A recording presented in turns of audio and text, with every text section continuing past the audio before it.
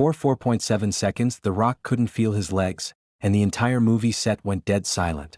What happened next would either save his career or end it forever, and nobody was allowed to talk about it. September 23, 2019. London, England. The set of Fast Furious presents Hobbs Shaw. 2:47 p.m. local time. What was supposed to be a routine wirework sequence would become the most terrifying moment of Dwayne Johnson's career, and one of Hollywood's most closely guarded secrets. The scene was simple enough. Hobbs, The Rock, needed to swing from a helicopter cable to crash through a glass window on the 15th floor of a London skyscraper. It was exactly the kind of practical stunt that had made The Rock famous, dangerous enough to look spectacular, but controlled enough to be safe. At least that's what everyone believed. "All right, DJ, this is take 3, called out stunt coordinator Jack Morrison, a veteran who'd worked on everything from Mission Impossible to The Dark Knight. "Same as the rehearsals.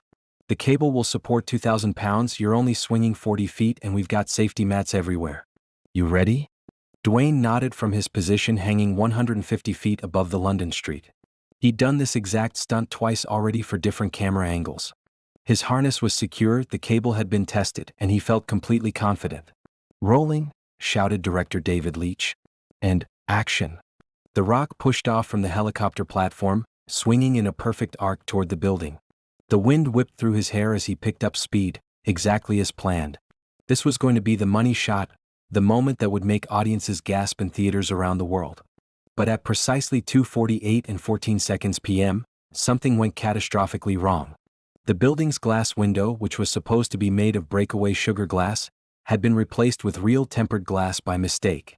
A miscommunication between the props department and building maintenance meant that instead of crashing through harmless fake glass, The Rock was about to hit a barrier that could stop a car. At 35 miles per hour. The impact was unlike anything Dwayne had ever experienced.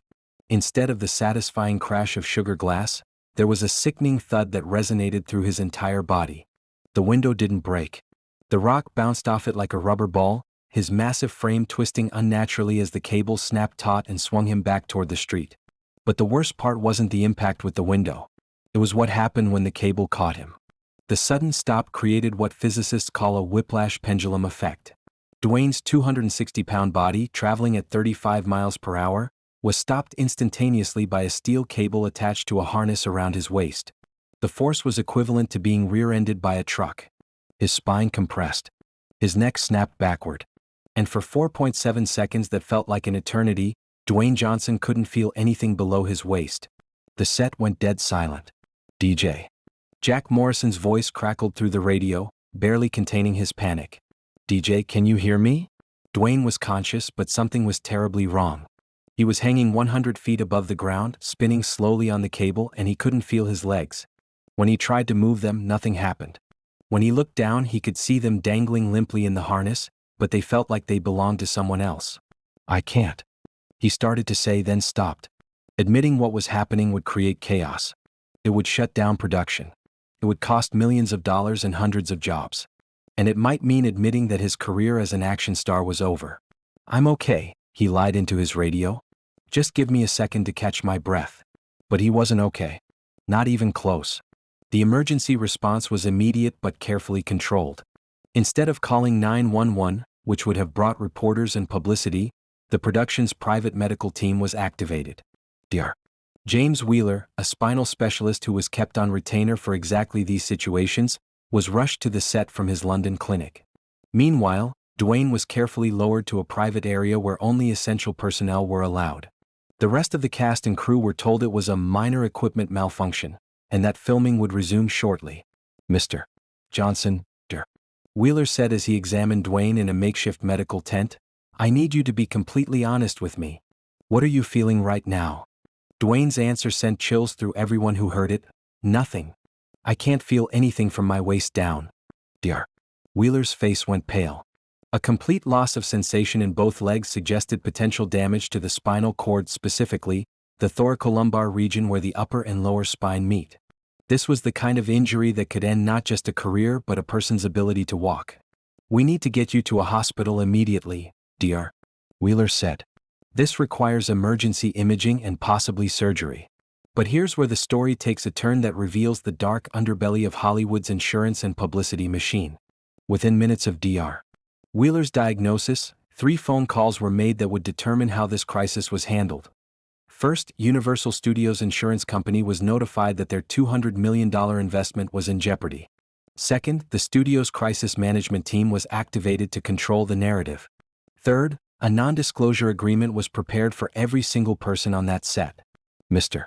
Johnson, said Rebecca Walsh, Universal's on-set legal representative, we understand this is a medical emergency, but we need to discuss how we're going to handle this situation. Even while Dwayne was lying on a stretcher, unable to feel half his body, the studio was more concerned about protecting their investment than his health. The hospital visit needs to be completely private, Walsh continued. No media, no public records, no insurance claims that could become public. We'll handle all medical expenses directly, but everyone involved needs to sign confidentiality agreements. Dr. Wheeler was appalled. This man needs immediate medical attention. Your legal concerns can wait. Doctor, Walsh replied coldly, if word of this gets out, it doesn't just affect this movie. It affects every future project Mr. Johnson is attached to. We're talking about billions of dollars in future earnings and thousands of jobs across multiple studios. That's when Dwayne made a decision that almost cost him his ability to walk. Do whatever you need to do legally, he told Walsh through gritted teeth. But get me to a hospital now and make sure my family doesn't find out unless it's really bad. The next 6 hours were the longest of The Rock's life. At the private London clinic, Dr. Margaret Thornton, one of Europe's leading spinal surgeons, performed an emergency MRI that revealed the full extent of the damage. The impact had caused severe swelling around Dwayne's T12 and L1 vertebrae, the exact area where the spine transitions from the thoracic to the lumbar region. The good news, Dr. Thornton explained, is that there's no complete severing of the spinal cord. The bad news is that the swelling is putting enormous pressure on the nerve pathways. If we can't reduce the inflammation quickly, the damage could become permanent.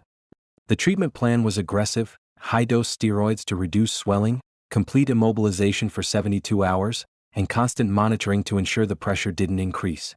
Most importantly, any movement or stress could worsen the injury. In other words, The Rock, the man whose entire career was built on physical strength and action, needed to lie completely still and do absolutely nothing.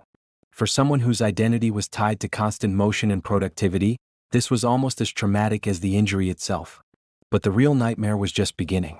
While Dwayne lay in that hospital bed, unable to feel his legs and forbidden from telling his family what was happening, the studio machine went into overdrive to control the narrative.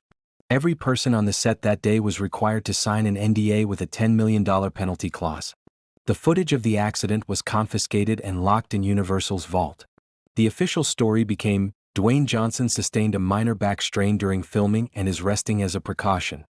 Meanwhile, body doubles and CGI were used to continue filming scenes that didn't require Dwayne's face, buying time while they waited to see if their star would ever walk again. The breakthrough came 67 hours after the accident.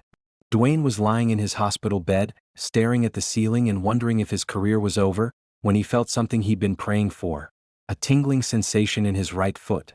Doctor, he called out, his voice cracking with emotion. I can feel something. Dr. Thornton rushed in and performed a series of neurological tests.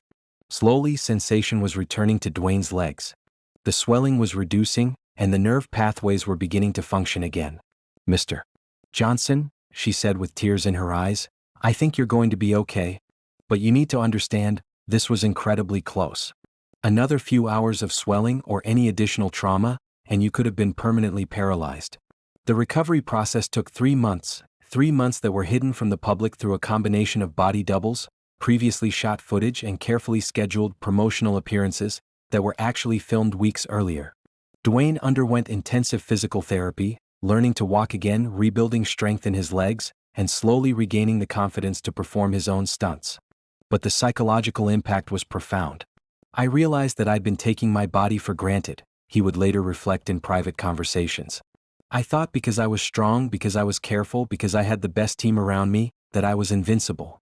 That accident taught me that everything I am can disappear in 4.7 seconds. The first day Dwayne walked onto a movie set again was December 15, 2019, nearly 3 months after the accident. The crew didn't know about his injury, but they could see something was different.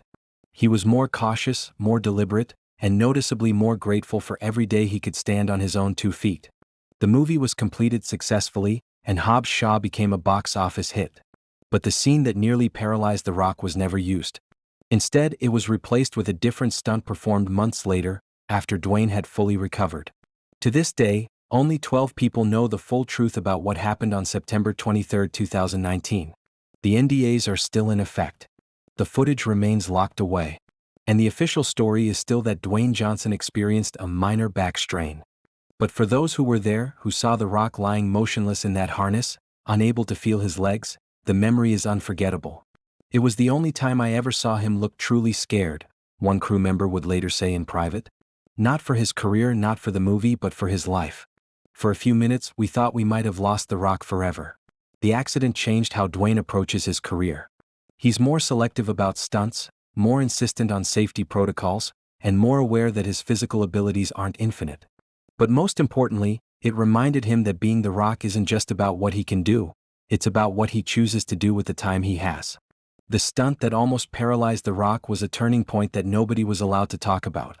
But for Dwayne Johnson, it became a reminder that every day he can walk, run, and perform is a gift that should never be taken for granted. And sometimes, the most important victories aren't the ones that make it into movies, they're the ones that let you walk away from the set at the end of the day. The Rock's closest call with paralysis remains one of Hollywood's most closely guarded secrets. But for those who know the truth, it's also a testament to the fragility of the human body and the strength of the human spirit. Because even when faced with the possibility of never walking again, Dwayne Johnson's first concern wasn't for himself, it was for the hundreds of people whose livelihoods depended on him getting back up. And 3 months later, against all odds, that's exactly what he did.